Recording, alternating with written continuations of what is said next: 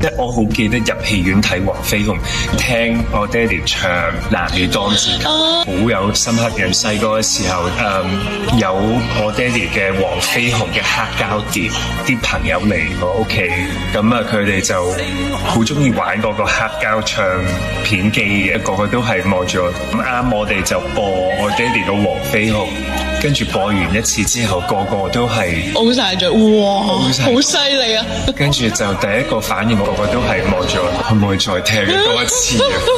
係啊，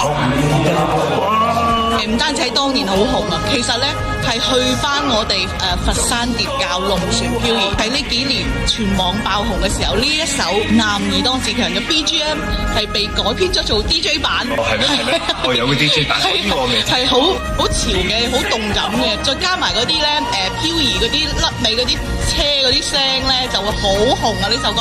想唱 F1 比賽，我可以再上嚟玩啊！